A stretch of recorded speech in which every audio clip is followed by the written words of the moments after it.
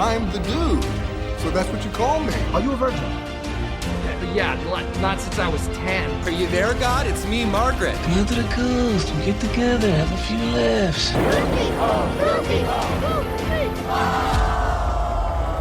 Gentlemen, you can't fight in here. This is the war room. Can I return it if it doesn't fit? It always fits. Eventually. Welcome back to Movie Mingle. I'm Caveman. And I'm Maggie. And today we are on episode 7, I believe.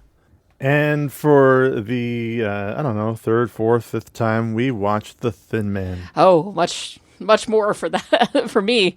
I've seen that. You know what? I've seen that movie a lot. But we do own the DVD collection of all the movies. I think I've watched through that collection once. Maybe not the very last movie. So I don't think I've watched all 5. Well, we'll work on that. I believe there are 5. But we'll get to all of those in a moment. Yeah. The Thin Man came out in 1934. 92 years ago. 92. Which makes this our oldest film that we have done on the podcast. Yeah, this is now oldest. There's a couple more that I know I'd like to do that are even older. Yeah.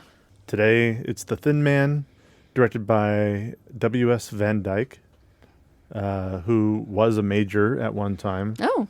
He was born in 1889. Jesus. Yeah, we're going way back to when our actors and our directors are going to be.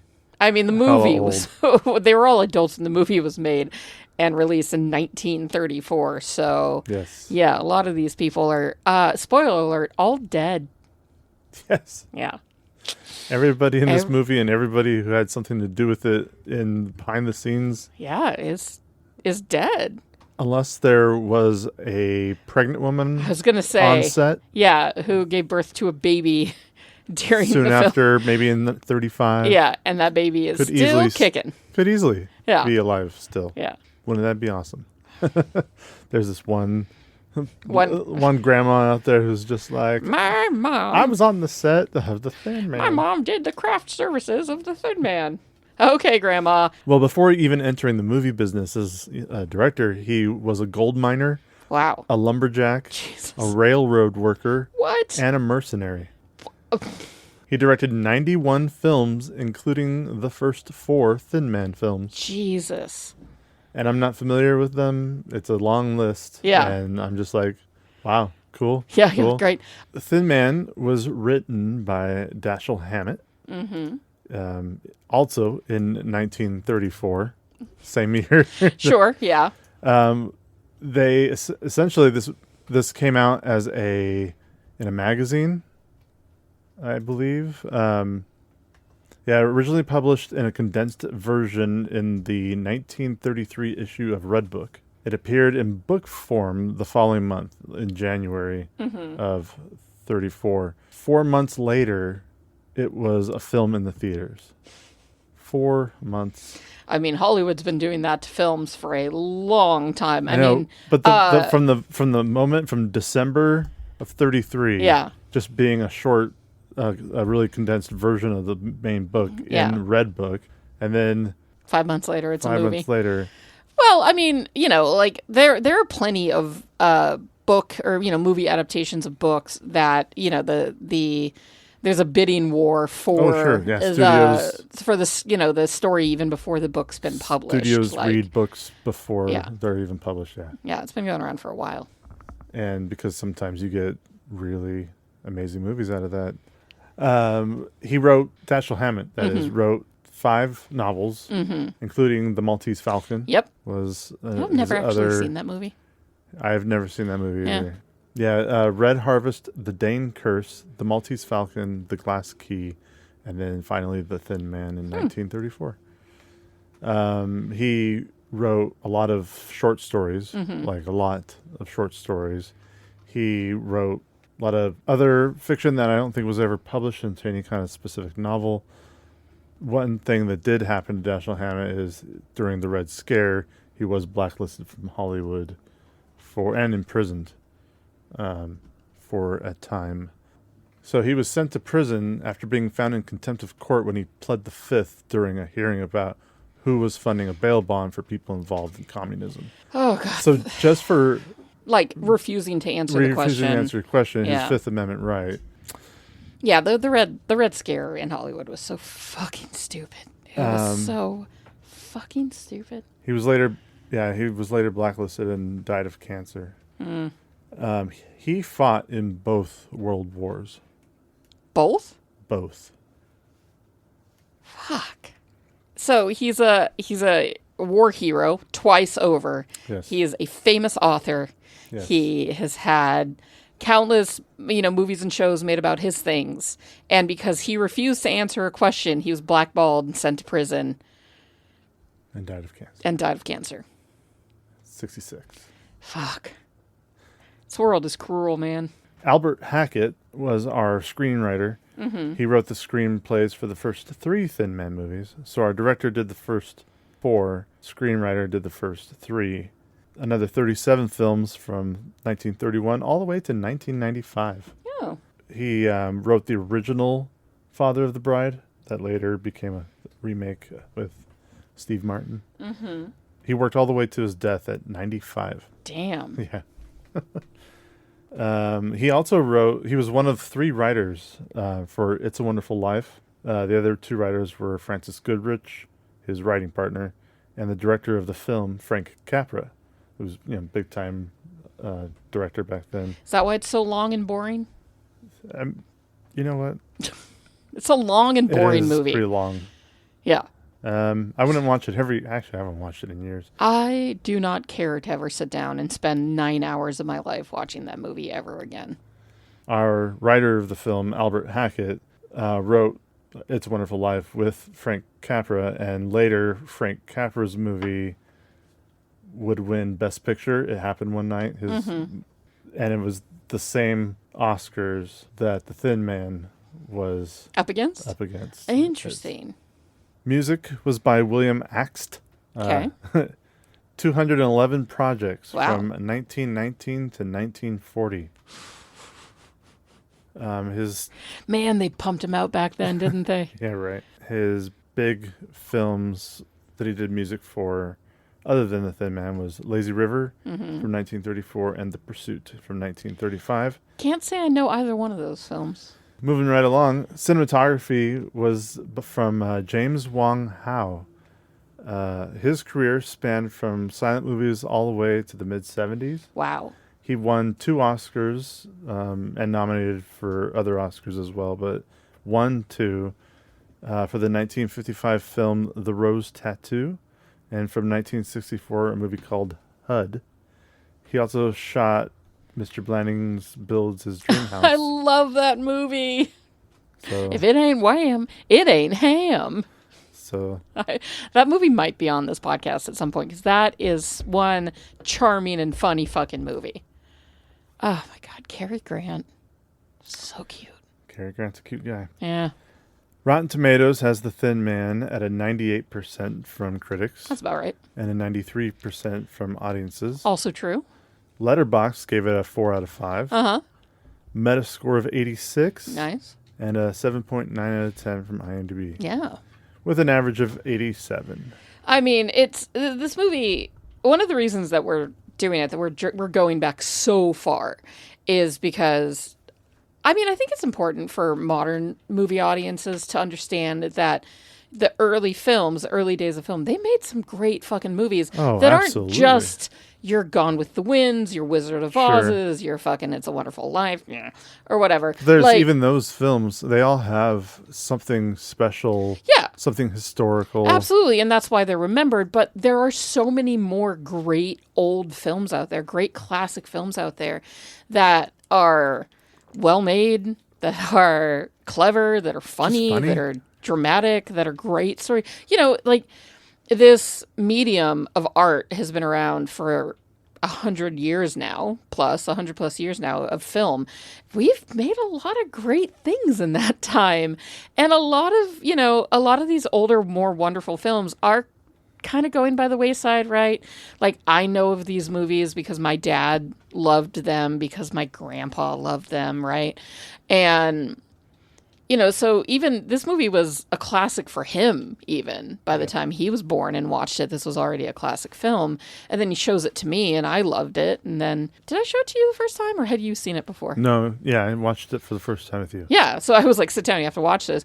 But, you know, we're losing out, modern movie audiences are losing out on some really great storytelling by not dipping their toes back into the classics. You know, there is so much more to the classic movies than just the big ones that we know. Like, right under the surface, there's the Thin Man series. There's It's a Mad, Mad, Mad, Mad World. There's, early comedies. Mr. Blanding's Build Us a Dream House, or The Ghost and Mrs. Muir. So good. The Ghost and Mrs. Muir is one of the best romances of all time, but it's a great, and also there's such beauty in black and white film. This movie is so fucking pretty, and like, black and white films, like, they knew their limitations and they still gave you incredible cinematography, incredible costumes, incredible hair and makeup. That, like, you know, they leaned into it and they made these films the best that they could with the technology of their time. And I think that a lot of people are missing out on that by not digging into it. I think watching practical effects alone, so all good. the tricks used, Yeah. there's so many fun. I mean, they were essentially magic tricks. They were illusions. They really were illusions, They were Michael. capturing on film. I mean, they got a lot of ideas from magicians, and then as time went on, it just became just, you know, a guy has an idea, and then that idea is used from then on. Another guy for another film, just problem solving for how do I make this shot look more real, look interesting? How can we make it clever? How can we make it stand out? How can we make it... And there's so many things, and that's why I do like watching, like Stanley Kubrick is a great example of some movies back then that he just shot really well. I've never watched Citizen Kane, but I've seen plenty of clips, and they look the shots look amazing. I was on Threads not too long ago when I saw that you had commented on another thread that showed a moment from Citizen Kane where, like, a kid's playing outside and then the camera zooms in through the window, or like pulls back through the window. Pulls way back through the window. And then has, you know, there's this whole conversation going on inside with his, I'm assuming, mom and these two men. While you watch him he's continuing to play in the background. And but then everything's perfectly in focus through, like, the entire time. And then as they moved the camera back, they had to, like, slide a table into place, and the actors had to move in a certain way to, like, duck around and the I believe camera. the kid's not even really there. Yeah. It's very, very cool. I believe it's like literally smoke and mirrors. Yeah. Mirrors are used so much back then, and some really clever. And still to this day, actually. I mean, but the reason I very commented on that was it was essentially just me saying, I watched the Corridor Digital guys break down that scene, and like look this scene up on the internet because it's worth looking into how they did a lot of that. I've never seen Citizen Kane. I would be willing to watch it. I mean, I know what Rosebud is. Sure. Spoiler alert. Spoiler alert. Although I'm going to try really hard. I don't think that we should spoil who the Moira is in this film, because I think that people should go and watch it. But, you know, there are a lot of spoilers for older movies, of course, but the more chance that you have, like, going into these old films not knowing anything, honestly, the better you are, because they're just great stories, and it's fun to go on the ride. And originally, Dashiell Hammett was going to make, when he wrote the book, he was originally going to make it more grisly, like a serious like a proper dark drama, detective story, and instead, I don't know how far into the process he was, but he realized that it worked better as comedy. And it's probably one of the funnier comedies that I've seen from the 30s. It's a very funny movie. Yeah. I was really funny. And the chemistry between... Oh, yeah. We'll get to Nick and Nora, but, like, I even wrote down, everyone is funny, the cabbie. At one point, that, like, a guy gets out of a cab and the cabbie hands him his change, And the guy's like, oh, well, I don't have a tip for you. And the cabbie's like, don't worry, I already took it. Yeah. Took it from the change, just like the way he said it. Yeah, and then Nick and Nora themselves, like William Powell and Myrna Loy, but we'll blow them in a minute. But this movie is funny, and it's suspenseful in that way that, like, again, I had forgotten who the murderer was. And so the whole time I'm like, where's this going? Who did it? Couldn't have been him. He was just killed. Couldn't have been her. Like, we might give clues away because I do want to talk about the movie, and I won't name the murderer. We don't but have to name the murderer, but you know, well, there's a couple clues that I wanted to point out the way they shot the movie. Yeah, especially the dinner scene. Yes, that I'm like, there's something that I think that Nick was looking for while he was spinning his yarn. Yeah. Well, the movie was made for $230,000. Okay, what's that in modern money? In modern today money, that would be around $5.6 million. It's a small film, sure. It's a small film. Yeah. It was made in 2 weeks. Yes. Yeah, so I read that the studio, I think it's MGM. Yeah. MGM didn't necessarily want Myrna Loy to be in this film, but they didn't want to really say no. And so they were like, well, if you can get this done in these 4 weeks before her next project is set to start, then she can star in it. But they underestimated their speediest director. The guy was like, this movie's done in 2 weeks. Yeah, he was known, slammed through it. He was known for only taking one take. One take. Mm-hmm. Yeah. Well, it made, I don't know what it made back then, but in today's money, it made $238 million. Okay. Which in that's today's, for not bad for a $5.6 million movie. Yeah, that's a bit of a hit. Yeah, it was considered a hit, and it even was critically a hit, not just with audiences. It was nominated for 4 Oscars. Best Picture, William Powell for Best Actor, W.S. Van Dyke for Best Director, and Francis Goodrich and Albert Hackett for writing the adaptation. Great. Lost all of them, yeah. It did lose all 4. Yeah. It was a tough year. It Happened One Night, as I said, was the movie that won, directed by Capra. Yes. Frank Capra also won directing. This was back when they actually had 12 nominations for Best Picture. Oh, interesting. Cleopatra was on the list. Damn. Wait, not the one with Elizabeth Taylor. This was a Cecil B. DeMille Cleopatra with yes. Claudette Colbert as Cleopatra and Warren Williams as Julius Caesar. Yeah, I have always wanted to watch that one. I think they reference it in Tu Wong Fu, Thanks for Everything. But yeah, that movie was an expensive and dramatic film, if I'm not mistaken. If I am just off the top of my head remembering my movie history. William Powell lost to Clark Gable, who also It Happened One Night. It Happened One Night must be because Clark Gable, one actor, Claudette Colbert, who played Cleopatra. I mean, there were only 6 people in Hollywood back then. Very true. Yeah. A rogue reporter trailing a runaway heiress for a big story joins her on a bus heading from Florida to New York, and they end up stuck with each other.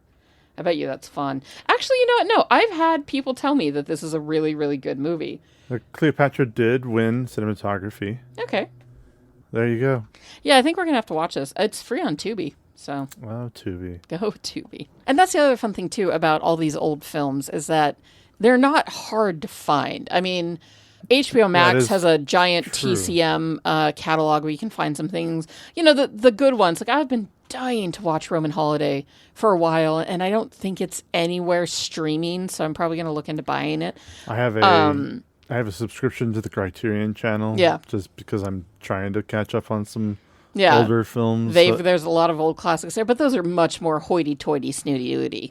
So there's plenty of, like, and not all. Like, there's some movies in the Criterion that you wouldn't you wouldn't expect that aren't but hoity-toity snooty. It's hoity-toity snooty.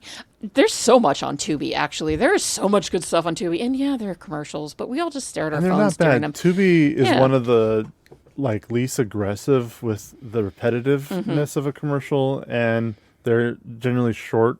Yeah, you get like 90 seconds every 20 minutes, and it's not as bad as YouTube or Peacock. Peacock. Yeah, God awful with their ads. Tell me about the cast. Well, I'm glad you asked. We have a great cast. Oh my God. Can I talk about William Powell and Myrna William Loy until Powell. I am sick? William Powell, who played Nick Charles, is so fucking hot. It's honestly, it's untoward. How dare a man be that attractive ever? You know, let alone the type of guy that can always pull off the pencil mustache right above the lip. They're just. How can anybody I think pull it's of that the- off and look so I think it's good? at the time, like. I mean, yeah, if I saw somebody today who was walking If around with William that thin Powell- little mustache, even I'd if be William- like, what a douchebag. Even if William Powell walked up on the. Like, you didn't. Like, he wasn't famous or anything, Yeah. but just a person who looked just like him Yeah. with that. He'd stand out and he'd be. Oh, yeah. Unless he It just was doesn't fit. dressed in like a full 1930s, like double-breasted pinstripe suit, But it's and then my still, like, jaw would be on the floor. Why are you. Like, he's some. He's some butler that's come over to your house to tell you that you've inherited billions. Speaking of butlers, one of my father's favorite films, and probably the first film I ever saw William Powell in it, is the classic 1936 movie My Man Godfrey, where he plays a butler to a scatterbrained socialite, hires a vagrant as the family butler. But there's more to Godfrey than meets the eye. It stars Carol Lombard and other people. I mean, let's be honest, Carol Lombard's really the only other famous name in there. And they actually had a love affair, and he made sure that she always had fresh flowers on her grave after she died. And then she would go on to get with Clark Gable, who he lost the Oscar to for The Thin Man. Again, Hollywood back then was 6 people. William Powell was in a ton of movies. I mean, he is mostly known for the Thin Man Yes. series Well, and My yeah. Man Godfrey. I mean, I'm sure he had movies out there that were beloved, but I think as far as the general public, I mean, Life I think with they Father I think was he a was really most big famous one. for Thin Man. Mr. Roberts was kind of a big one. Let's see. I know that there was another movie that... Ziegfeld Follies, which was nominated for, and I think actually won Best Picture one year. How to Marry a Millionaire. You know, he did a lot. The man worked. But when, you know, you made a movie every month to 2 weeks to a month, you could fit him in very Yeah, quickly. I mean, yeah, you work 2 weeks on a film. William Powell was born in 1892 and Wow. died in 1984. Wow. He was 91 years old when he passed. This is what I mean by William Powell being known for Thin Man. Yeah. We all know that Robert Pattinson is an amazing actor who's done some just Yeah, incredible work. great work Yeah. over his lifetime. However, you go to his IMDb page and it's The Batman and 3 Twilight movies. Yeah. And It's how do you put it? It's obituary films, right? What are they going to reference in the obituary for the famous actor? Yeah. You know, it's just like the films they pick when it's like from the director of blank and blank. Yeah. And they're like, I wonder, you know, they chose those 2 films. One is like the most famous, and then the other one's maybe the most recent. I can see them also doing like, you know, say from the director of blank and blank, and they're both comedies for a comedy movie, right? Oh, but I'm of talking course. about strictly like Comedy obituary directors films, usually always- right? You know, when, God forbid, a very long time from now, hopefully when Robert Pattinson finally croaks, or I don't know. Finally? Man. That is so mean. Well, I mean, a very long time from now, right? When he's like 85. and it Damn, only 85.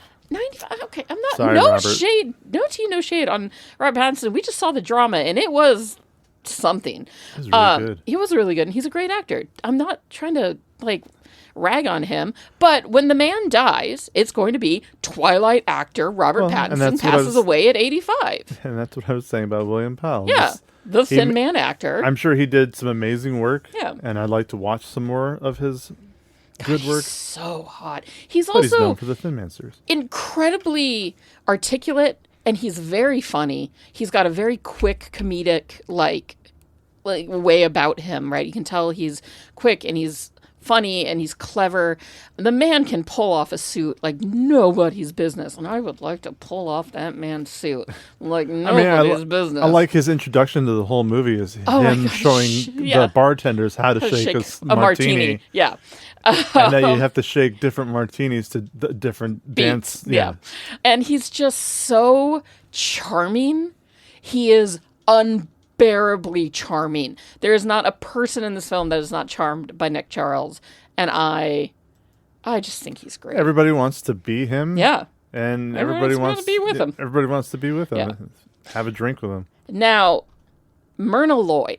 Yes. Fucking babe. So hot. So hot. And she's so funny. She's so in witty. this.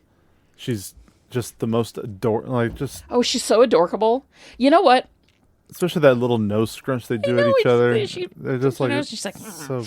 But Myrna Loy is very, very funny. She was born in 1905 and died in 93 at 88. She was also born and raised in Montana, which apparently had a big thing in her life. But she was in the Thin Man films. She was in Mr. Blandings Builds His Dream House, which, again, is one of my all-time favorite movies.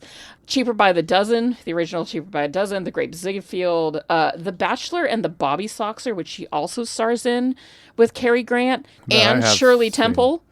That movie is fucking adorable. And it's Shirley Temple's, I don't know if it was her first teenage film, but she is a teenager in that film.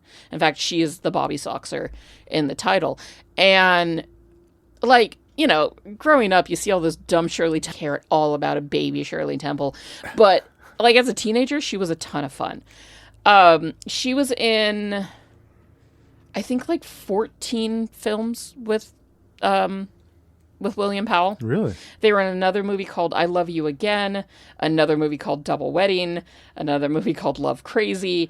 Man, I'd almost like to, like, just watch them all. Watch all the ones that they're, like, just watch how they play different kinds of couples different as well. couples. Not just the cute, comedic, drinking, just living their best lives. And, yeah, sure, let's solve a murder while we're, like, just for funsies. Moida. She, what was I going to say? They were so, like, everybody knew them as a couple so much that if they ever traveled together, they would have to convince and explain to hotels that they needed separate rooms because people just assumed they were a married couple. She was also in Airport 1975. Isn't that what Airplane is a spoof on? I think it is. Airport 1975 was the sequel to Airport. Oh, okay. Nick and Nora Charles have just this incredible chemistry. He's, by the way, like in his mid 40s and she's in her late 20s. Not that that's an issue, but that is their age difference. And the characters, actually. And then they are just this witty, wealthy, goofy, bantering couple, right? It's the bantering, romantically involved detective trope. And they're always happy. They're always drinking.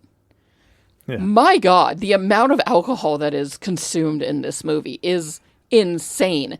And like Is your husband working on a case? Yeah, a case of scotch. Scotch. Why don't you help him? Why don't you help him? Oh my God. It's so much so that there's a glassware, specifically the type of glassware that Nick is using to shake his martinis into. These very long, delicate, thin stems with a kind of like very rounded, almost bubble-esque goblet on top. Yeah.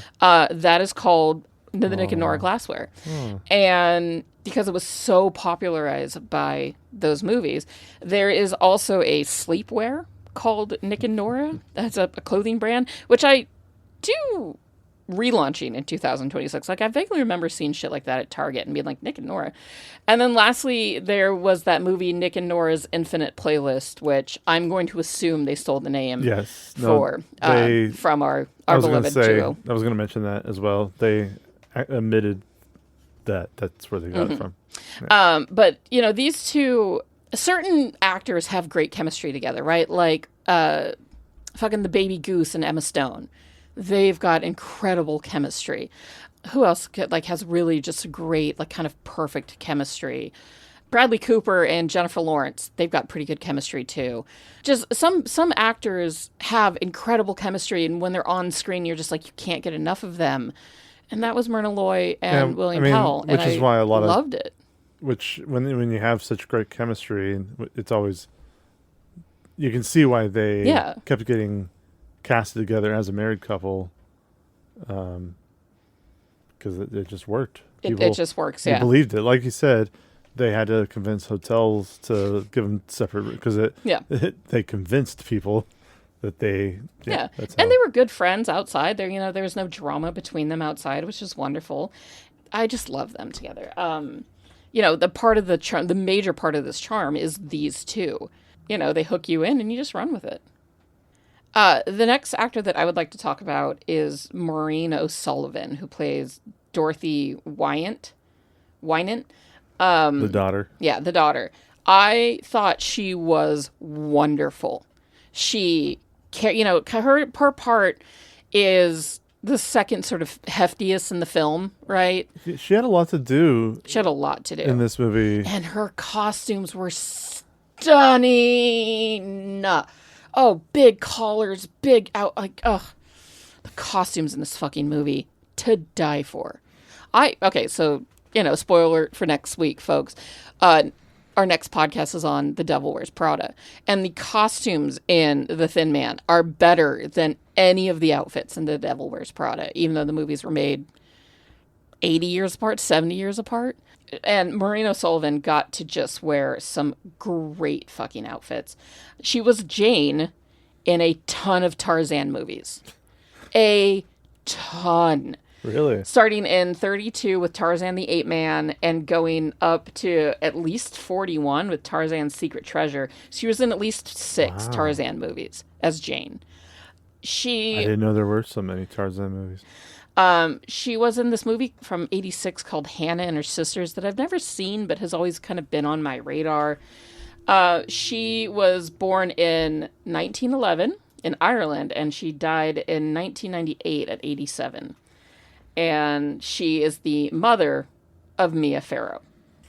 She is Hollywood royalty, Maureen O'Sullivan. And that's probably how I knew her name, because as I was doing my own research on these movies, I was like, I swear to God, I know Maureen O'Sullivan. I'm like, I know that name.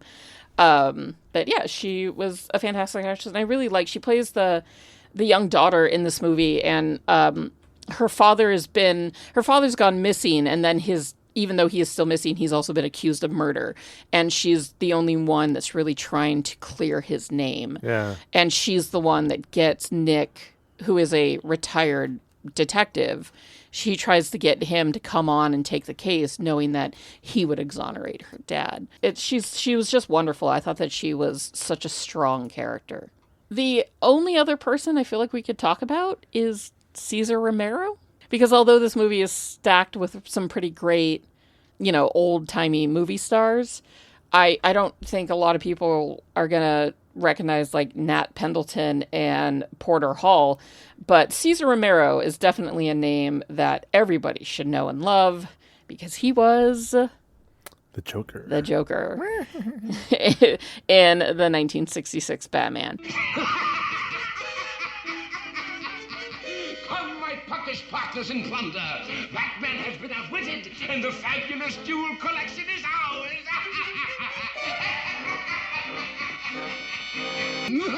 He was the new husband to the ex-wife in the movie. That's who he was. That character's name is Chris Jorgensen. Yes.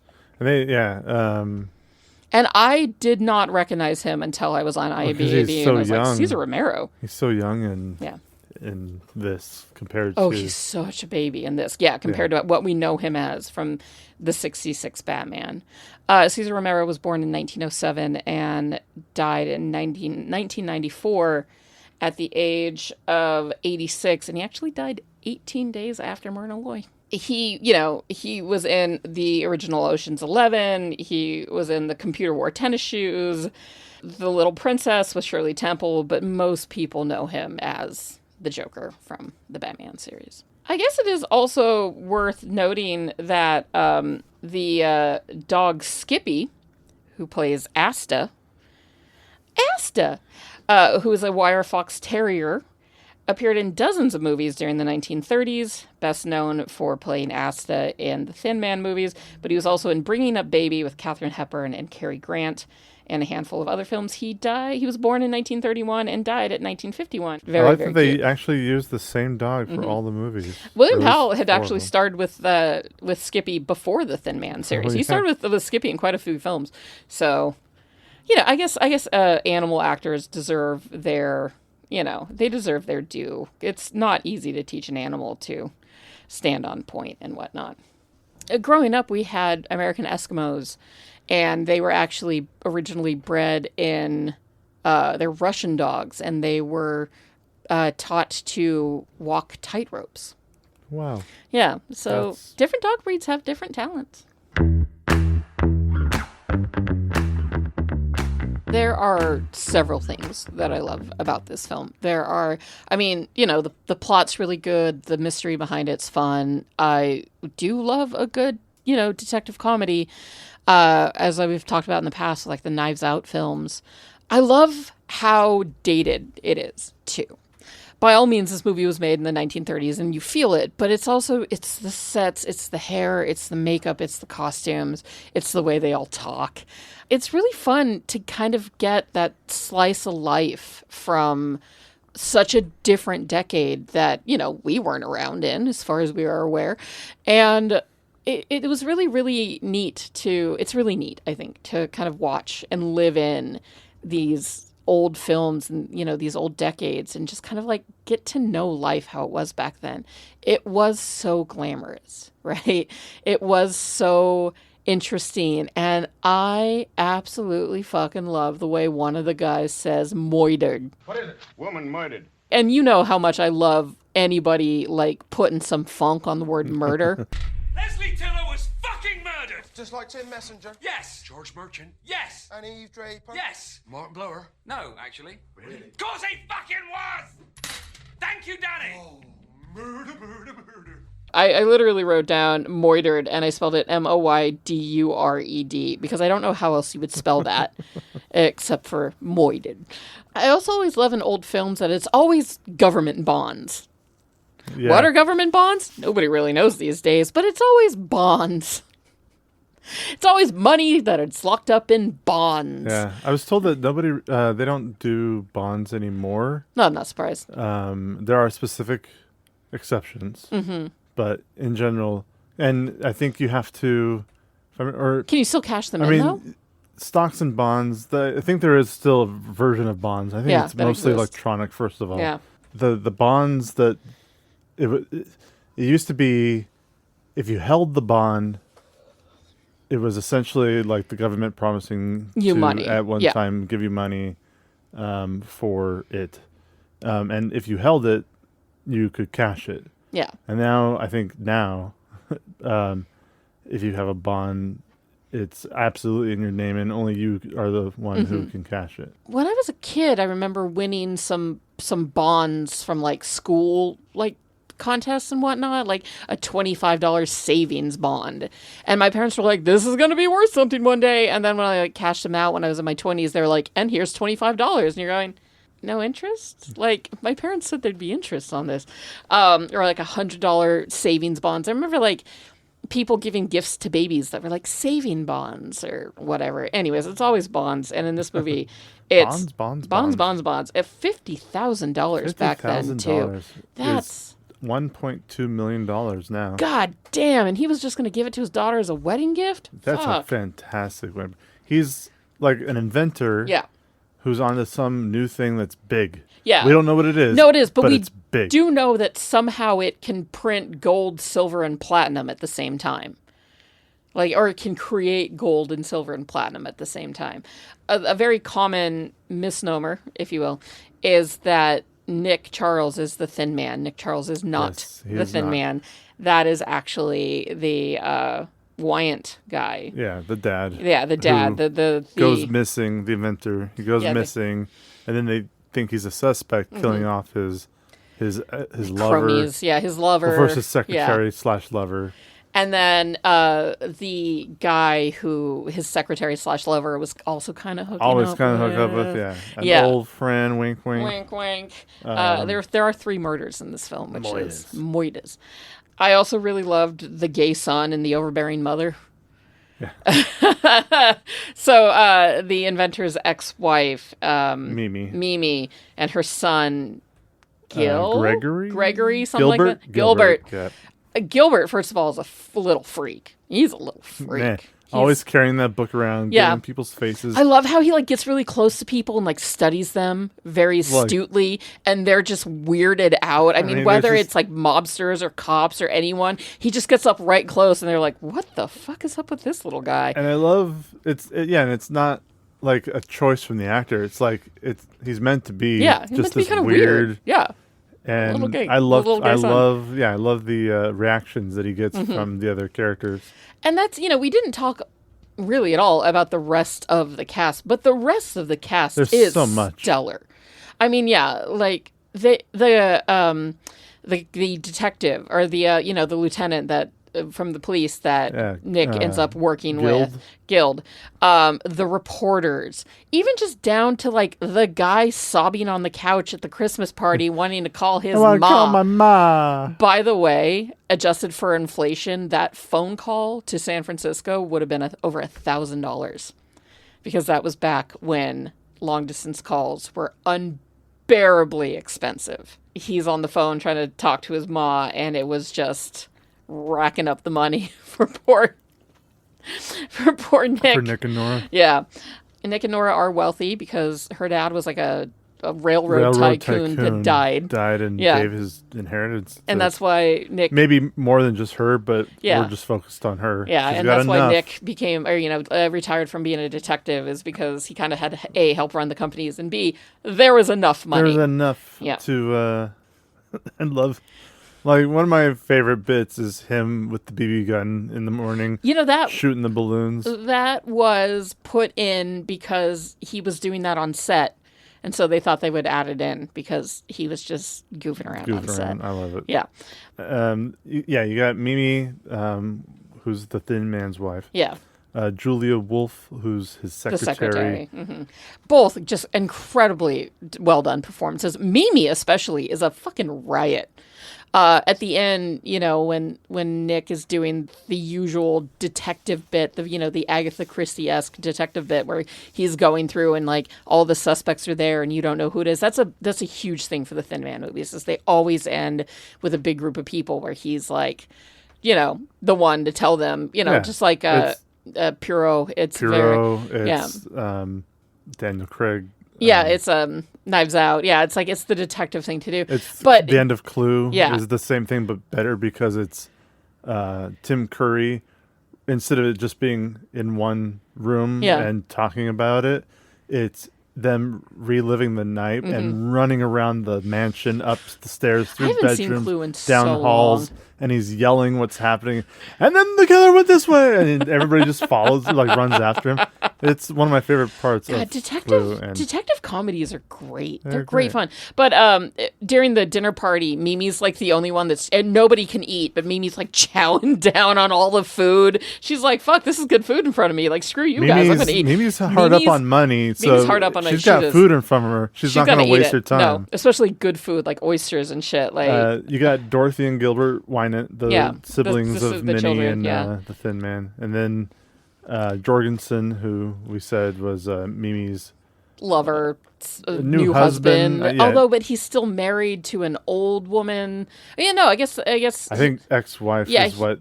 He's married to another woman still. They were never legally divorced. Oh, yeah. And which made Mimi like the heir to the fortune. So many storylines so that branch. Much. But they keep it, it's such a quick film. It's 91 minutes, so it's a really quick film. And there's very little fat in this movie that is unnecessary. The most unnecessary scene in this whole film is Nick shooting the decorations off the Christmas tree with his brand new BB gun. Because it goes on for a couple minutes. And it's funny. But it's funny and it's so charming that you don't even care that you get this quiet little moment with Nick and Nora on Christmas morning. But the plot, you get into the plot and it runs with it. Like, this movie does not waste any time.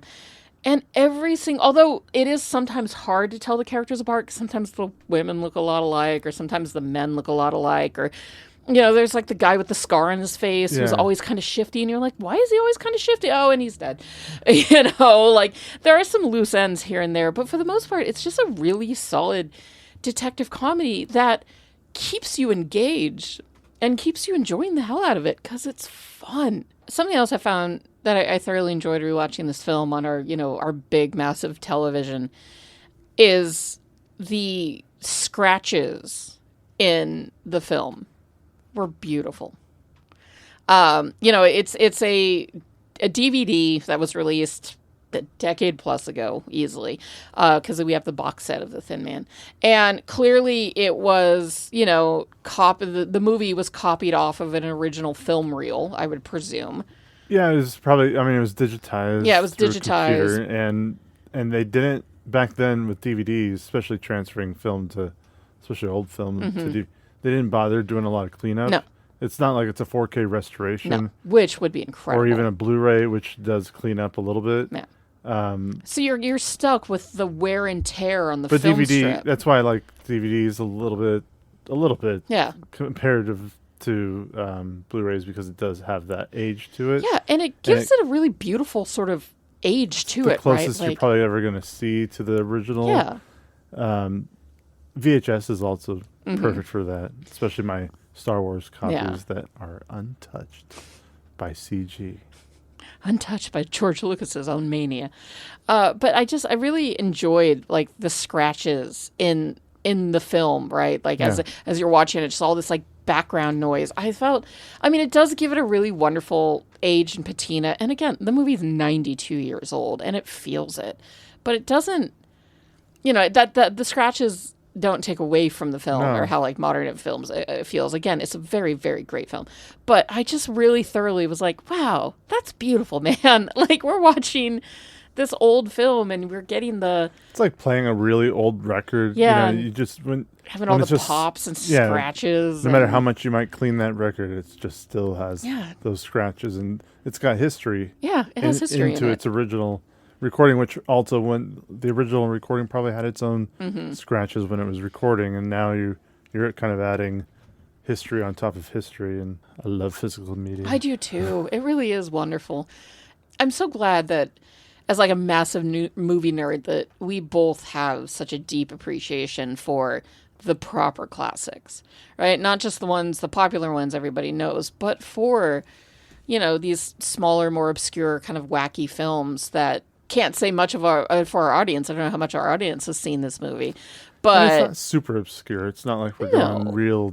I at work today, I literally said, have any of you ever heard of The Thin Man? And there was crickets. Well, you're also working with people who were infants. mostly born in the 90s and later. Yeah, no, don't remind me.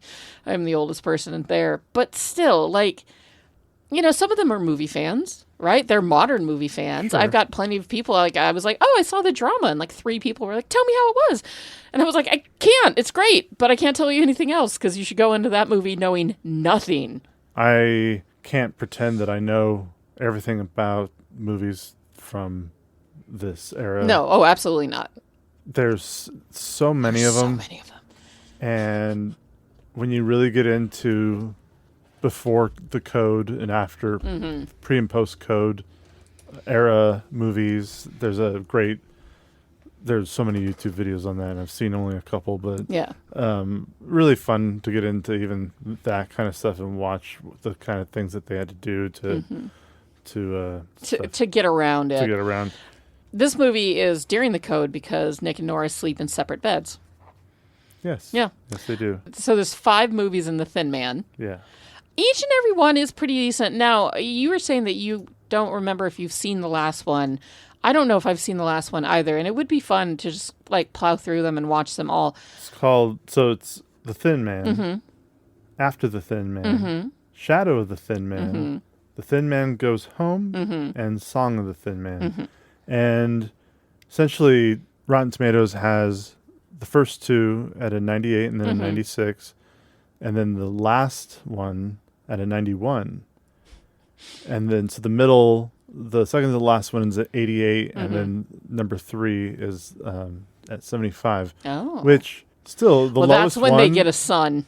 And when you put a kid in the movies, it's always a little oh, okay, now there's a fucking kid. I think the third one is when the son is a baby, and the fourth one is the kid is grown up. Yeah, she tells him that she's pregnant at the end of 2. Number 2. Yeah. I know that Jimmy Stewart, known as James Stewart, is in, I think, the second one. I'm sure there are other famous people in the rest, but this became a pretty good little franchise. Yeah, Jimmy Stewart's in the second one. Yeah, and it made money. And Lucille Watson, Barry Nelson, Keenan Wynn were also in like the third credited person in the following film. So I think James Stewart was probably the most famous, he was that was an early movie for Jimmy Stewart because he was James Stewart at the time. Yeah, before he went. Yeah, it wasn't Jimmy. written by Jimmy. But yeah, I really love Clarence.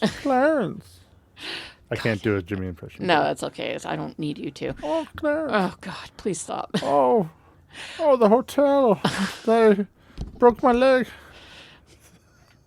Hey, we were talking about It's a Wonderful Life earlier. God, I hate that movie.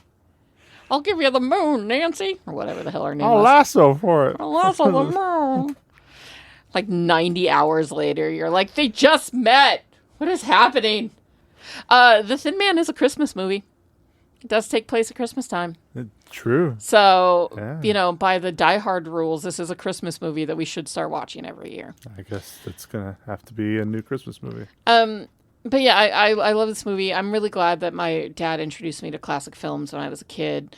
A lot of the times, a lot of weekends were spent in my home doing vicious chores, stacking firewood, building decks, re-roofing houses, whatever, around the house sort of shit my dad could force us into.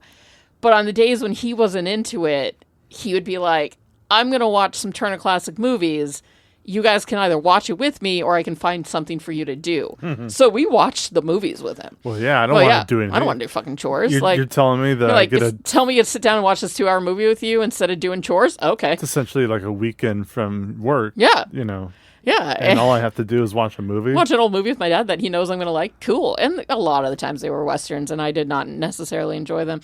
But, he'd be like, Maggie, let's watch It's a Mad, Mad, Mad, Mad World. And I'd be like, fuck yeah, that is 3.5 hours long. Let's go. I don't think we have any Westerns on our podcast. Well, we need to fix that. Except for Once Upon a Time in Hollywood. Yeah, that is a proper Western. I do. Yeah, I love The Thin Man. Yeah, Django is a Western. Sorry, now I'm starting to think of have we been? But not a proper Western. Not like Fistful of Dollars. Yeah. Any Clint Eastwood or any, Once Upon a Time in the films, West. And spaghetti westerns.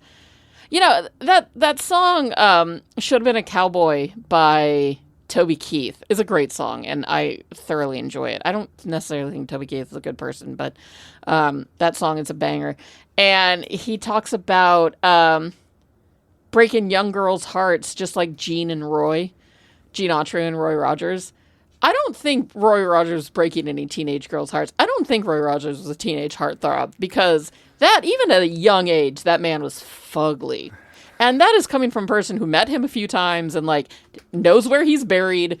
He was like, I know where the bodies are buried. Roy Rogers and Dale Evans were the local celebrities in our fucking little desert town randomly. I just, every time I hear that line, I'm like, there's no way Roy Rogers broke any girls' hearts because nobody looked at him and was like, yeah, except for Dale, and good for her. But anyways, back to The Thin Man. Was there anything? I guarantee you there were plenty of women who thought Roy Rogers was hot. All right. I mean, you know what? If people can find William Powell and, attractive, which he was very much so, then I guess Roy Rogers had some fans too, but I wasn't one of them. Is there anything else about The Thin Man that you would like to bring up, my dear? I like when one of my favorite lines from, was it Dorothy? Mm-hmm. Dorothy Wynant, Marina Sullivan, where she decides that she doesn't want to get married because she doesn't want any of her kids to become killers. 1 in 4. You have a 1 in 4 chance. You have a 1 in 4 chance.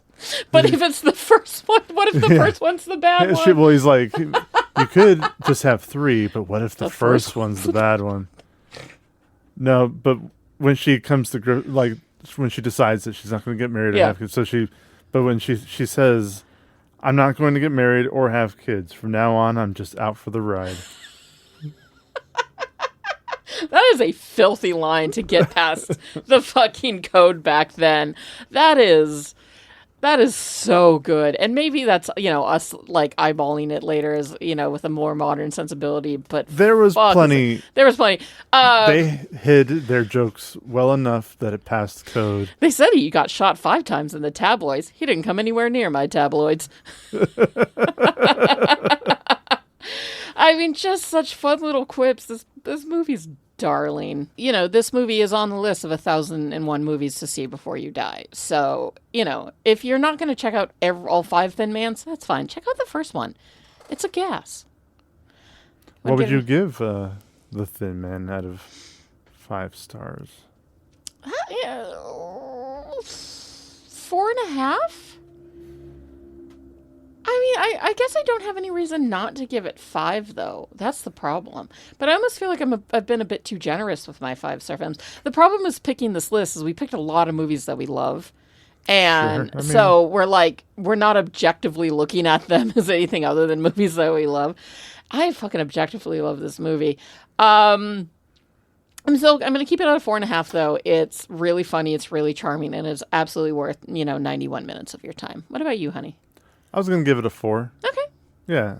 I think it's perfectly decent. fine, very fun film. I guess I'm more looking at I don't know, it seems a little chaotic at times, the writing. Yeah, and then kind of keeping the characters together. Keeping the other characters together. Yeah, or just like paying attention to which character is a lot which. of last names to memorize, a lot of weird last names like Jorgensen and a lot of like and cops that also look like mobsters and mobsters that also kind of look like cops, and you're kind of never sure which is which. A lot of women who dress similar, wear their hair similar. You're like, wait, which? Yeah, didn't she die? No, she's the ex-wife. Blah blah blah. I do like that this is just kept at a cool 91 minutes. Like I said, the only scene that's wildly unnecessary is him shooting the gun, and it's such a cute scene that it doesn't matter. Yeah. Otherwise, it is just plot. I love it. So Maggie. Yes, honey. I have 2 questions for you. Hit it. Used to be food, Me. Humanity. Your lives were short and filled with fear. Then your brains grew. You built tools and used them to conquer nature. You built impossible machines and went to space. That's from Alien, right? Alien Earth. Yeah. Yeah. Which I only ever would. I didn't watch. I watched parts of it with you, and if I were to ever go back and rewatch it, it would be for him. That blonde hair, that fucking platinum blonde hair, Platinum white was, it was just such a look on that man. It was a look. It was a look. God damn for it! him. Why are sexy androids so sexy? What is it? Because sexy men play them. Oh, it's so unfair. And in fact, I mean, if we could blame a fucking Data from Star Trek. He was my first sexy android. And ever since then, there's something about an android that I'm like, hey, got attachments? Wow. Anyway. So Maggie, would the presence of Timothy Olyphant have made The Thin Man a better movie? Of course not. No. If they were to, God forbid, remake The Thin Man, I could see him being in that. I don't genuinely think this movie could be improved upon unless they were to release a 4K digitally restored edition, which would be beautiful, but I would kind of miss the scratches and the pops and the weird age, the patina on the film. The editing, when the whole of the film like completely jumps around. Yeah. Going to another. To an edited scene. Yeah, that's the only reason why I would want a different version of this movie. It's just a nicely restored one. It'd be interesting. One day they might release. Maybe. You never know. I don't know. I don't think a lot of people are gagging clamoring for it the way they're 4K release doing like fucking Wizard of Oz or some shit like that. Well, Maggie, second question. Yeah. Who would you have had him play in The Thin Man? And I know it's hard for you to take Timothy Olyphant out of his current era. Well, I'm trying to think of if they remade this movie. Yeah. Who would he play? And I don't think he would be Nick. No, I wasn't thinking he'd be a Nick either. I could see him playing the other main detective, Guild. Like, I think that, you know, because Lord knows I love Timothy Olyphant as a cop. Like, that is just, yum, yum, yum, yum, yum, yum, yum, give it to me. I think that he would be the most fun as the detective, right? Detective Guild or Lieutenant Guild or whatever his name was. But I don't see him as Nick and Nora. Now, who I would see as Nick and Nora would be Ryan Gosling and Emma Stone. Because just, again, that chemistry, the banter, the wittiness between them, the trust between them, the dumb faces.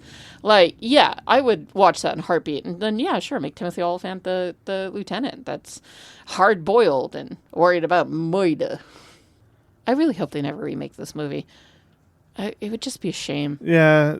You would never be able to get that same kind of... No. I mean, it's of... A movie like this is so of its time. And so perfect in its time. Like, when... It doesn't have to be new. You can kind of tell that it was shot in 2 weeks. Mm-hmm. Like, it wasn't like it was... a really difficult movie to put together. No. Production-wise. It's a lot of talking, really. Stage. Yeah. Like, not a lot of sets. Yeah. You know, really, they spent so much time in that big hotel room. That big hotel is really all they... probably the other biggest set was the laboratory. This movie doesn't need to be more than what it is, and it just needs to be appreciated for what it is. You know, it's 92 years old, for God's sakes. Yeah. It's a lot of fun, and it's very interesting, and it's very important for movie fans to go back and study the classics, you know, to enjoy these incredible stories that were told in this incredible time that are perfect because of that, right? Like, yeah, it doesn't need a remake because how do you improve upon what is already perfect? And well, you could say that about a lot of movies that they decided to remake. Disney with all the fucking live action remakes is so unnecessary. The Rock's wig. Oh my God, it's The Rock's wig! Corridor Digital was obsessed with his body, but it was his wig that's the crime against humanity. That wig. William Powell would have never allowed that. It's funny that he's wearing a muscle suit. Yeah, it really is. Yeah. Anyways, yeah, The Thin Man. Just a great movie. Just put it on. Just do it. Do it now. And that has been this week's episode of Movie Mingle on The Thin Man, and we hope you enjoyed it as much as we enjoyed bringing it to you. As ever, you can find us on Instagram, Threads, and Letterboxd at Movie Mingle Pod. You can find us on YouTube at Movie Mingle Podcast, and you can find us or write us any questions, comments, thoughts, and concerns you might have at movieminglepod@gmail.com. We would love to hear from you. Next week, we are watching The Devil Wears Prada in preparation for the sequel that is coming out very soon. It's been a very long time since I've seen this movie. It's been a very long time since Caveman has seen this movie, and I had forgotten a lot of it. So it's going to be a lot of fun to talk about. Look forward to that. Otherwise, just take care of yourselves in this big, wide, crazy world of ours out there. Be safe. Be kind to each other. Look out for any moida. But most importantly, the important thing is rhythm. Always have rhythm in your shaking. Now, Manhattan, you shake to a foxtrot time, a Bronx to a two-step time, and a dry martini, you always shake to waltz time. Now go mingle. Bye! Are you an effective team? We are an effective team. Let them fight. How did you just do that? I'm a really good lawyer. Here on Caladan, we've ruled by air power and sea power. On Arrakis, we need to cultivate desert power. Welcome, Mr. Beach. What's that bar? I'm a little confused. Well, we wouldn't want that, would we? I don't want to brag, but I will. I was in the Avengers. The Avengers? Yeah. That's great. Thank you. What is that? I'm going to make him an offer he can't refuse. Toga, toga, toga, toga, toga, toga.